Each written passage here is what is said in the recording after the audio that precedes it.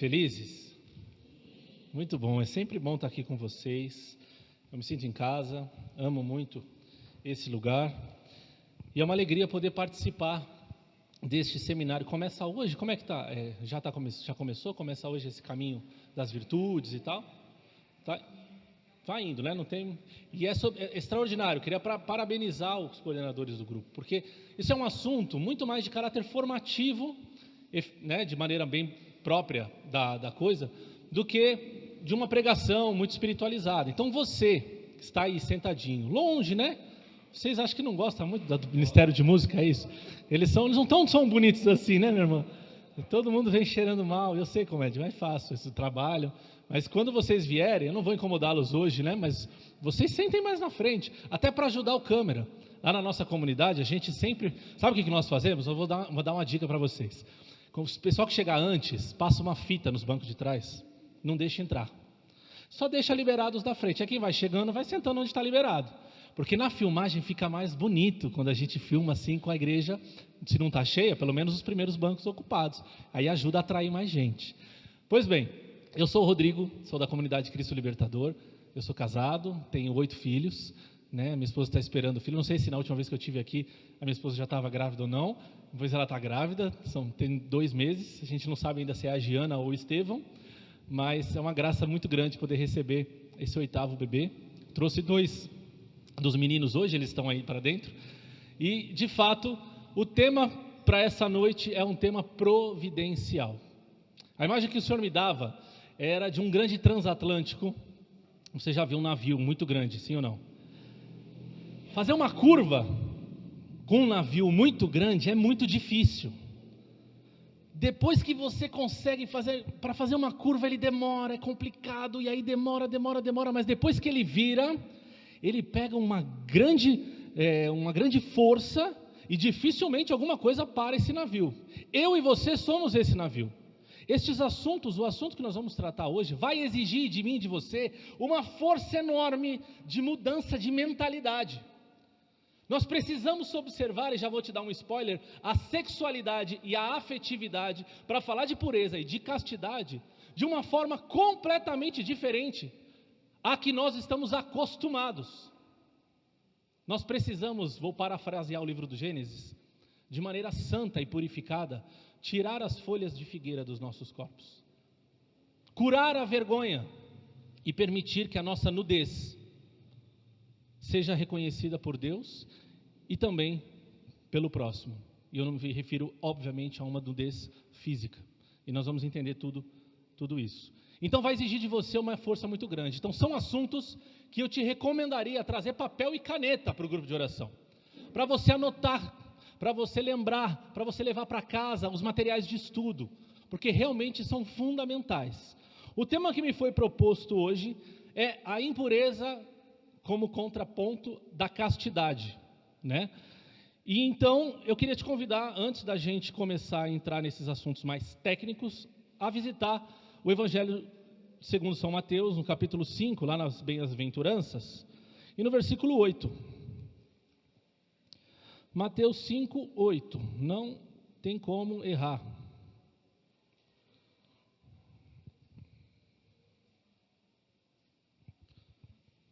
Amém?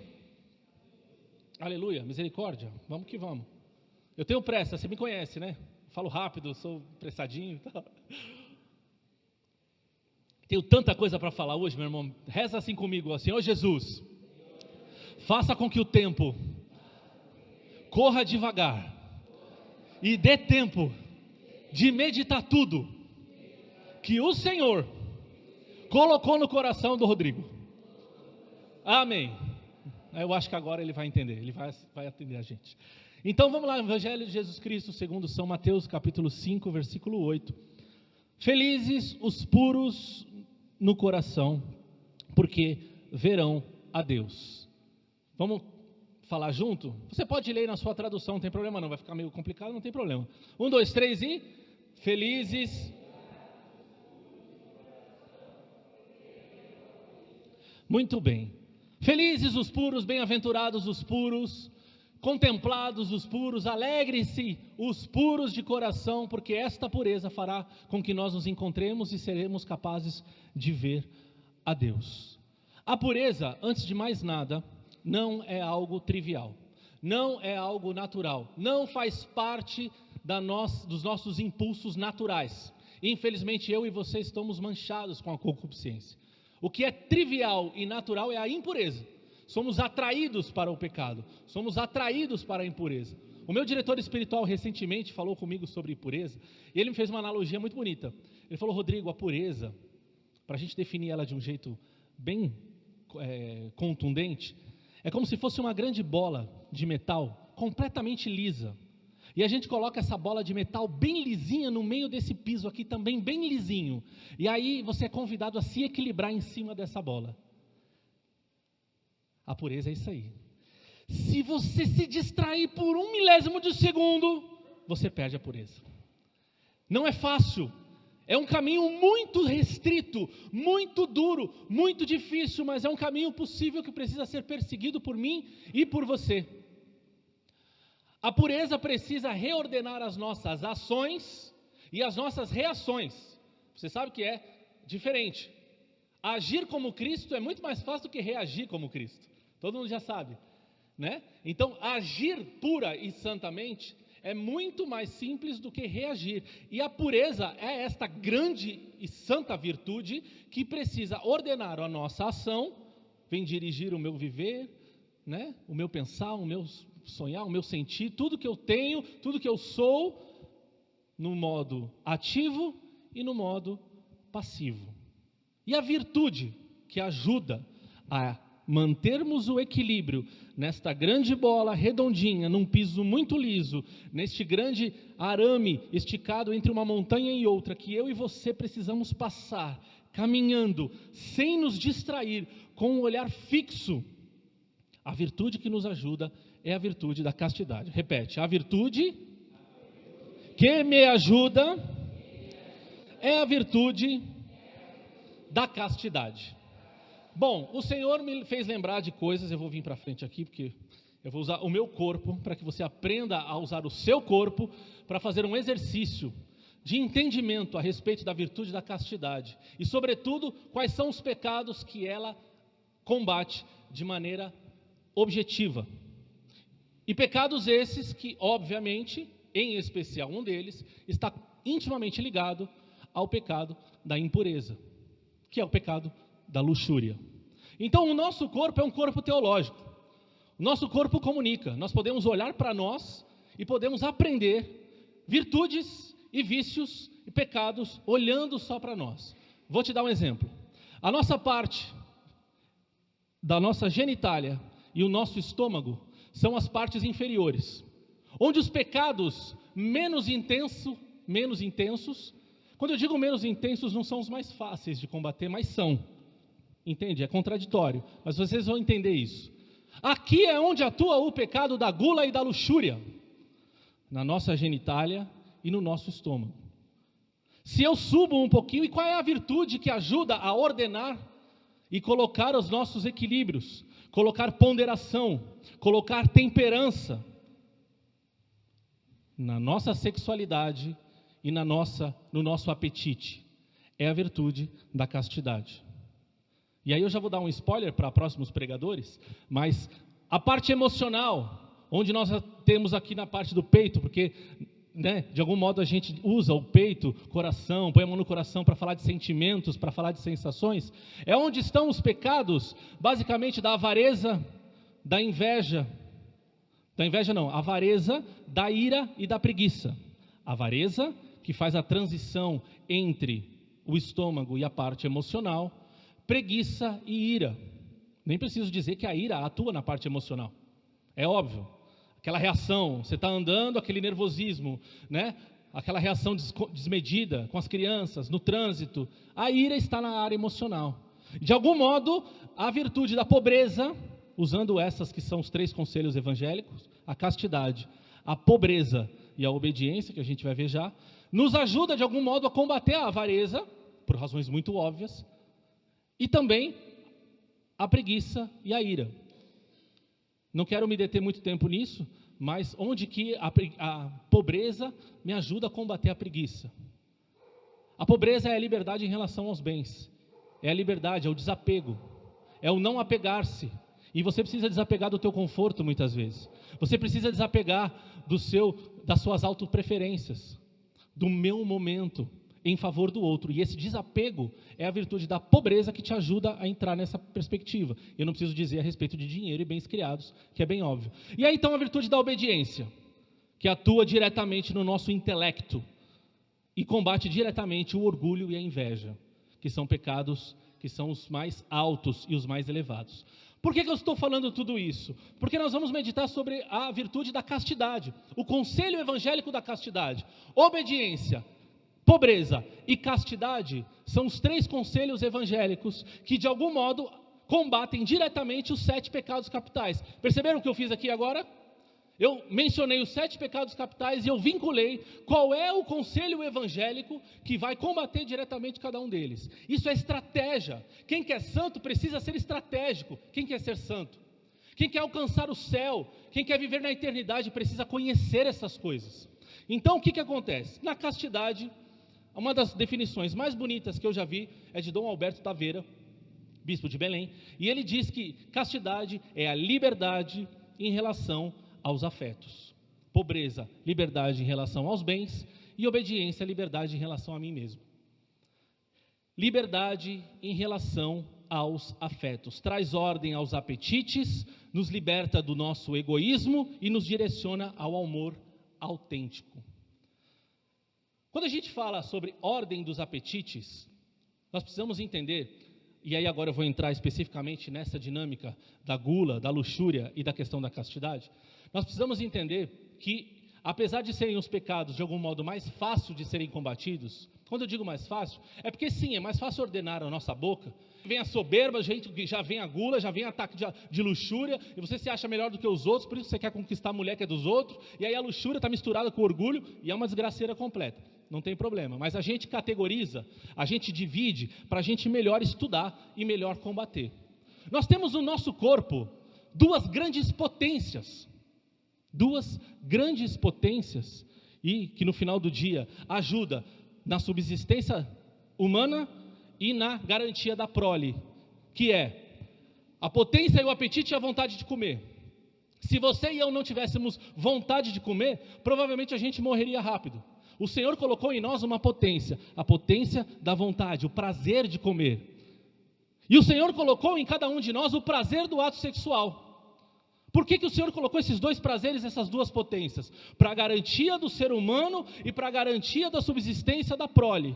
Porque deixa eu te contar uma coisa que eu digo para os casais que nós formamos lá na comunidade. Se o Senhor não tivesse colocado o prazer no ato sexual, a humanidade duraria uma geração. Porque nós somos tão egoístas que nós não seríamos capazes de se unir em ato sexual com nossas esposas, caso este ato causasse alguma dor, por exemplo, algum desprazer, algum desconforto. A gente não está muito acostumado a realizar atos de sacrifício, de dor e de desconforto em favor do bem comum. Nós somos, infelizmente, filhos dessa concupiscência e somos acostumados na busca do prazer pelo prazer. E aqui está o X da questão. A busca do prazer pelo prazer se chama luxúria. E o que a humanidade prega hoje de modo bastante evidente? Vá buscar ser feliz, custe o que custar. Vá buscar usar a sua sexualidade de qualquer jeito. Imagina casar depois de casar, ato sexual só depois de casar? Imagina que coisa mais retrógrada, que coisa mais absurda. Os jovens têm que experimentar, não é mesmo? Tem que se unir em ato sexual, tem que provar como se fosse um cardápio. E veja, eu já estou falando coisas bastante atrasadas, porque se eu for falar como as coisas estão hoje, talvez você que tenha mais idade do que eu vai se escandalizar. Então eu estou falando essas coisinhas assim que são bem rasinhas, né? São bem rasinhas. Só que isso precisa ser combatido com violência, isso precisa ser combatido com castidade. O que é castidade no final do dia? Primeiro eu vou dizer o que não é. Na realidade matrimonial, castidade não é abstinência sexual. Mas nem por isso um casal não pode deixar de ser casto. Quem é casado aí, levanta a mão. Diga eu. Com mais força. Quem é casado, diga eu. Quem não é casado, levanta a mão. Diga misericórdia. Não, mais alto. Misericórdia. Não, diga mais alto. Socorro, Jesus. Aleluia. Muito bem. Vai dar certo, hein? Eu creio. Pode ser que você seja viúvo, eu sei. Estou brincando. Mas pode ser que não. Estou vendo que tem gente aí que não é viúvo coisa nenhuma. Só está solteiro mesmo, né?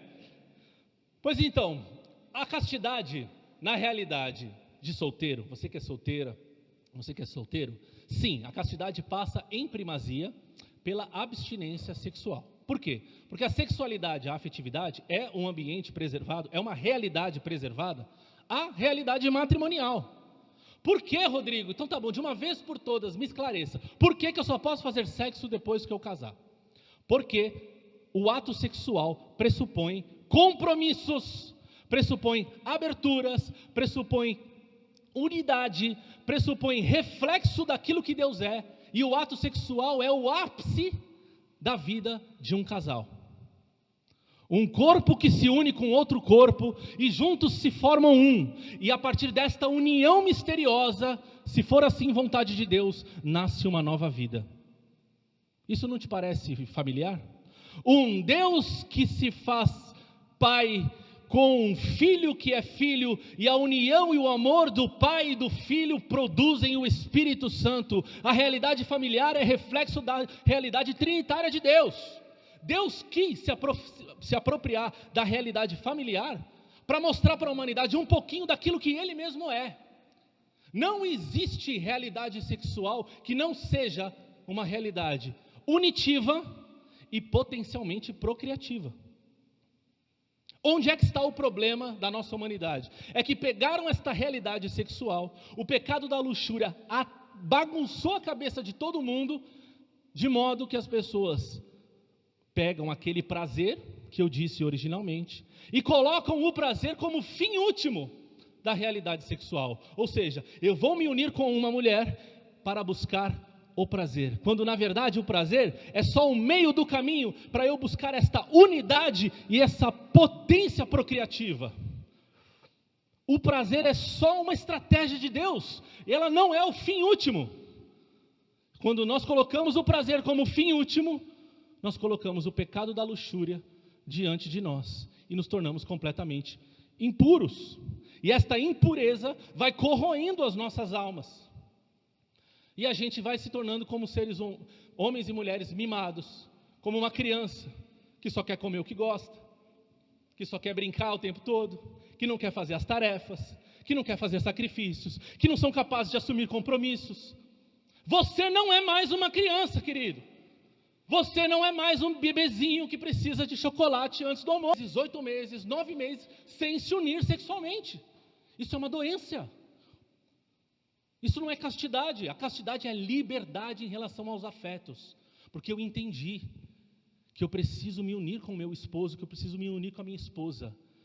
Porque eu preciso me dar, eu preciso oferecer, eu preciso estar presente.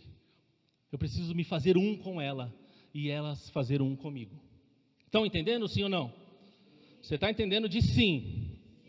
Se você está com medo, não, brincadeira, você está entendendo de sim, tá bom assim. Portanto, ainda a respeito, né, da realidade dos solteiros, que tem alguns aí, tá bem, abstinência sexual, não abstinência pela abstinência, é abstinência porque eu entendi que o ato sexual gera compromisso, gera unidade e é potencialmente fecundo, potencialmente procriativo. Se eu não for para esse fim, infelizmente, não serve. Além disso, existe a realidade da liberdade em relação aos afetos, também nos relacionamentos, né? Você pode e deve ser casto em relação aos relacionamentos afetivos, com as tuas amizades, com o teu pai, com a tua mãe, com os teus amigos, com o teu chefe, uma realidade casta, que há liberdade, que há purificação dos teus olhares, que há purificação e reconfiguração da sua forma de pensar a respeito do teu corpo.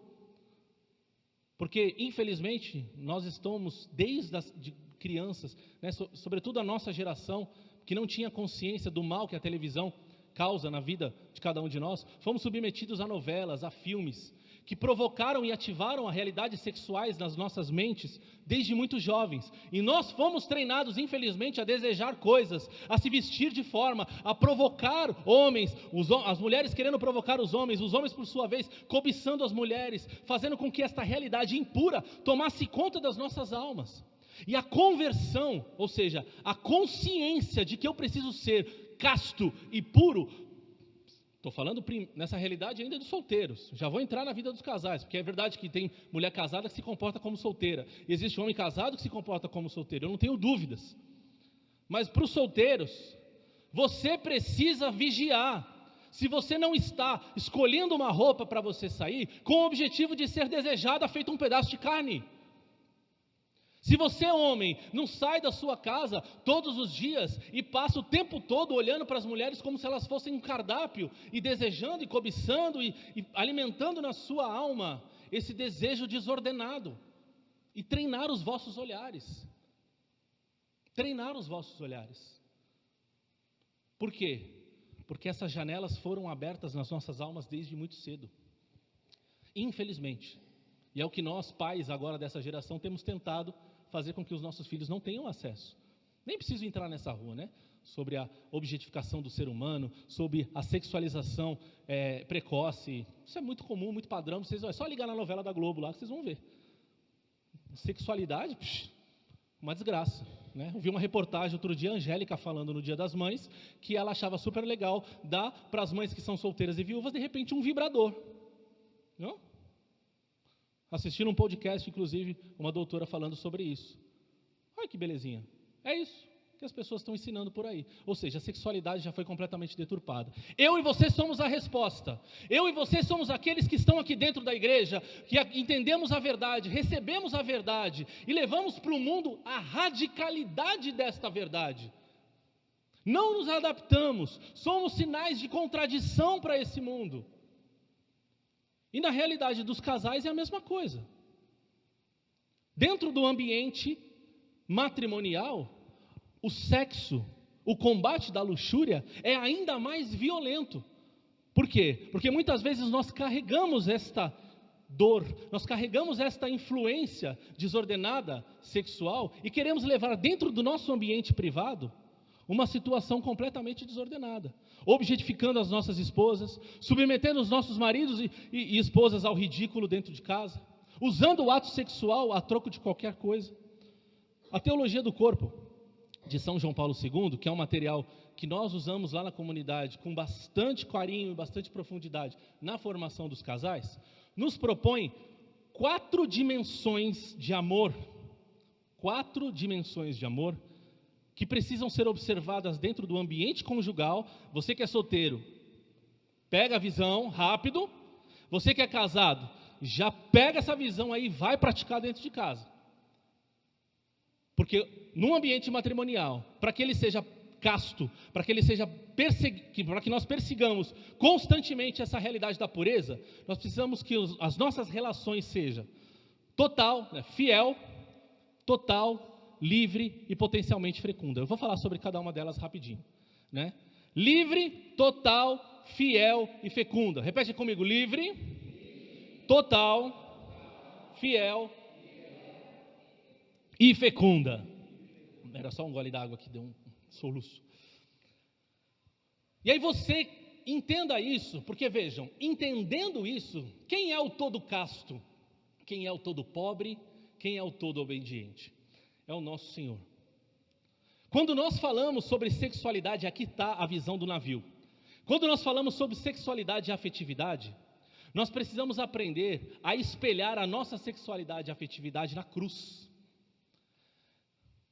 Nós precisamos aprender, como nós fazemos exercícios lá na comunidade, né? Lá na comunidade nós somos meio, às vezes nós passamos um pouquinho do limite, eu acho, mas tudo bem, né? Nós fizemos um treinamento de que os casais precisavam aprender a orar enquanto realizavam um ato sexual. Pedir a presença do Espírito Santo, pedir a intervenção da Virgem Maria, pedir para que o Senhor purificasse aquele ambiente, pedir para que aquele lugar fosse um lugar de celebração. Senhor, me dê a graça de fazer a minha esposa feliz, e a minha esposa me fazer feliz, e esta felicidade mútua, esta unidade, glorificará ao Senhor. Tu és bem-vindo aqui, Senhor, na cama do meu quarto. Tu és bem-vindo neste lugar. Isso soa, se eu falar isso daí na Praça da Sé, eu vou ser apedrejado. Mas Jesus está maluco? Mas não, quem deturpou isso foi o mundo. O Senhor sonhou a sexualidade desde sempre. Esta realidade é santa, e nós precisamos resgatar isto com pureza e castidade. Não é brincadeira o assunto de hoje. Não é só a pureza, ser de puros. Como é que eu faço para ser puro? Reconfigura a sua mente, fecha as janelas, se apropria da realidade sexual da tua casa e transforma a maneira como desde sempre você observou, santificando, usando o altar da sua casa, que é a cama do casal, como um verdadeiro lugar de celebração, lugar de sacrifício, lugar de doação, lugar de entrega, lugar de nudez, lugar de tirar as máscaras, e aí vai. Mas livre, total, fiel e potencialmente fecundo. Por quê? Porque livre, total, fiel e potencialmente fecundo foi o que Jesus realizou na cruz. Jesus se entregou, Jesus não teve reservas e etc, etc. A gente vai falar um pouquinho sobre isso. Liberdade, ou seja, as nossas vidas afetivas precisam ser livres, sem nenhuma coação ou opressão. Não usar as relações, não usar o sexo como ferramenta de prêmio ou punição, não usar o sexo como meio de satisfação de uma necessidade compulsiva. Oh, Senhor, Tu não foi generoso comigo nessa noite, mas eu creio que tudo vai terminar bem. Liberdade, nós precisamos que as nossas relações sejam livres, sem punição, sem troca, sem barganha. A minha união sexual com o meu cônjuge precisa ser um ato de entrega livre. E você que está aí, solteiro, precisa entender que esta é a meta. Menos que isso não vale. Totalidade, sem autopreservação. A questão, e aí eu falo com os casais agora, e eu preciso falar um pouco sobre isso, porque não existe castidade no matrimônio sem essa observação, que é a questão do orgasmo, por exemplo. Nós estamos acostumados a pastorear casais, e infelizmente eu conheço casais com 10, 15 anos de casado, cuja mulher não sabe o que é o orgasmo. Isso é muito triste, muito grave, porque isso faz com que uma relação matrimonial se destrua.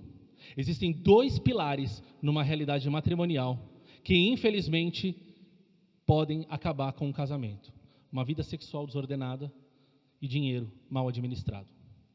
Se essas duas coisas, meus irmãos, estiver bem alinhado, estiver bem resolvido, pode vir o iceberg que for, pode vir a turbulência que for. Se eu tiver uma vida sexual ativa com a minha esposa, santa, purificada, com entrega, com a busca pelo prazer comum, e nós estivermos bem com a questão da virtude e da pobreza, se nós temos, está tudo bem. Se a gente não tem, nós vamos batalhar junto, nós estamos nisso, porque a gente se ama. Pode vir o que for, filho. Pode vir o que for, que o casamento passa voando. E como a gente está falando de castidade, eu preciso falar sobre isso. Nós precisamos observar homens, eu, você e você que está assistindo essa pregação depois, que é homem, precisa ser caridoso e encontrar, junto com a tua esposa, o ápice da vida sexual com ela. Conversar sobre isso. Liberdade em relação aos afetos. Não existe castidade se existe omissão. A liberdade. Você está feliz? Está tudo bem? Você gosta dessa forma? Você não gosta dessa forma? Vamos mudar a estratégia. E existem duas coisas importantes. O orgasmo na realidade feminina necessariamente não tem nada a ver com penetração, desde que seja preservada a dignidade, desde que seja preservado o respeito e a integridade. Já no caso dos homens, aqueles que querem e desejam castidade de verdade, não existe orgasmo fora do ambiente vaginal. Por quê? É no orgasmo masculino que o aspecto da potencialidade, da fecundidade acontece. Não preciso ensinar isso para vocês, né? Não é no orgasmo feminino que a mulher ovula, não tem nada a ver. Mas é no orgasmo masculino em que os espermatozoides são expelidos. Não existe orgasmo masculino fora do ambiente vaginal, homem. Senão você está pecando contra a luxúria. Senão você está buscando prazer pelo prazer. Senão você não está assumindo os compromissos. Você não está assumindo verdadeiramente aquilo que você nasceu para assumir. Isso é doutrina da igreja, isso é magistério, isso é catecismo. Rodrigo só obedece. Bom, dá para ver, né? Isso dá para ver, né? É isso! Quer ser santo? Quer caminhar? Quer se equilibrar na bola? Quer ser puro de coração? Quer ver a Deus e vem se reconfigurar? Não existe, eu não estou aqui para falar, estou falando com gente cascuda, né? Não preciso falar de método contraceptivo, não preciso falar de camisinha, não preciso falar nada disso, porque isso é um absurdo, não entra nem na pauta. Nós estamos aqui num degrau mais altinho, um pouquinho mais dolorido, a faca entrou um pouquinho mais fundo aqui no meu rim. Meu Deus do céu, eu não sabia, até ontem eu achava que eu podia, como homem, ali no ambiente particular com a minha esposa, realizar o ato de ejaculação fora do ambiente vaginal. Mas então quer dizer que eu estou buscando o prazer pelo prazer, eu estou pecando contra a luxúria? Isso é matéria de confissão grave? Sim. Bem-vindo. Te dei um tijolo de 40 quilos para você levar embora para casa nessa noite. Mas ao mesmo tempo eu quero te fazer um homem livre. Um homem que seja capaz de observar a sua vida sexual e se tornar alguém casto de verdade, para buscar a pureza de verdade. Livre, total. Fidelidade eu nem preciso falar, porque a fidelidade pressupõe que você escolheu uma mulher para a vida toda, que você escolheu um homem para a vida toda, e aqui eu falo também a respeito dos desejos, dos olhares, daquilo que o Senhor fala no Evangelho. Se você desejar, você já está pecando, você já está traindo a sua esposa, porque aqui eu já não estou mais falando com iniciantes, estou falando com iniciados. Então sabe aquele sorrisinho de canto de boca dentro do ônibus? Sabe aquele olhar mal intencionado no seu trabalho? Abaixa a cabeça, filho. Para com isso imediatamente. Sabe aquela troca prazerosa que você olha, a pessoa olha, não vai acontecer nada. Você sabe que não vai acontecer nada, mas você gosta daquele olhar. Mas você você sente prazer com aquela observação. Você sente prazer com aquele elogio. Aquilo te causa algum tipo de sensação prazerosa. Prazer pelo prazer é luxúria. Prazer pelo prazer não vale a pena. Então rompe com isso. Isso também é infidelidade. E por fim, potencialmente fecundo, abertura à vida. Eu e você somos convidados a estarmos disponíveis para que o Senhor, dado que você é casado, que você é casada, vive no ambiente matrimonial, estamos disponíveis para que o Senhor realize o que Ele deve realizar. Vou bagunçar o tempo, mas eu vou conseguir. Brevíssimo testemunho. Eu e minha esposa tínhamos 3 filhos. E aí quando tinha acabado de nascer o 3º filho, ela engravidou. A gente ainda não tinha essa consciência formada de abertura à vida. Aquilo estava difícil. E aí ela falou para mim: Rodrigo, eu estou grávida. E começou a chorar, de tristeza. Ela falou: eu não quero esse filho. Não sei o que fazer. Não quero. E eu comecei a chorar com ela. Essa foi uma tarde horrível, a gente ficou muito triste um com o outro. Falei: meu Deus, o que vai ser? Puxa vida, ela tinha acabado de ter o filho, minha esposa só teve cesárea, pra você ter uma ideia, está indo para a 6ª gravidez só de cesáreas.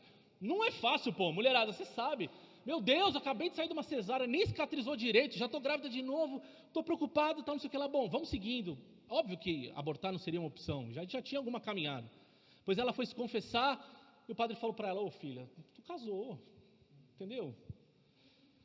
Não posso te fazer o quê? Se converta, sabe? Se converta, vai para casa e se converta. E aí a coisa foi andando e de repente a gente passou a querer. Olha, e não é que é bem-vindo? Olha, que gostoso, então é o 4º filho, que legal. E aí quando a gente estava com 12 semanas, nós chegamos no hospital para fazer o exame. O médico colocou o negócio do ultrassom e o bebezinho estava morto.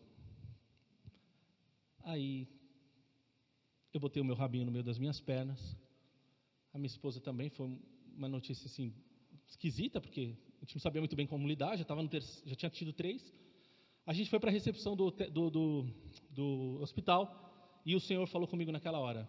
Falou: Rodrigo, eu recolhi, só para você entender que quem está no controle sou eu. Quem faz nascer e quem não faz viver sou eu, filho. Agora tu queria, eu recolhi. Que é para você aprender, é para você entender de uma vez por todas que quem está no controle sou eu, não tenha medo. Eu batizei essa filha de Luzia, porque foi nessa hora que os meus olhos se abriram, por intercessão de Santa Luzia. Nessa hora caiu a escama dos meus olhos, eu falei: meu Deus, o que eu estou fazendo com isso? Eu entendi, Senhor. E aí, curiosamente, eu já estou indo para o sexto, né? Depois da Luzia, nasceu o Bernardo, nasceu a Catarina, que já são frutos dessa pequena Marte, porque se essa menina não tivesse morrido, se o Senhor não tivesse recolhido, talvez os próximos não teriam nascido. Eu estou indo para o próximo e eu não tenho como explicar, mas eu tenho saudade da Luzia. Ela tinha 12 semanas quando ela morreu. Eu estou falando com vocês aqui e eu tenho saudade da Luzia. Às vezes o Senhor coloca saudade no meu coração. Eu falei, Senhor, mas que saudade é essa? O Senhor nem viu o rostinho dessa menina, mas eu tenho saudade dela. Não sei explicar.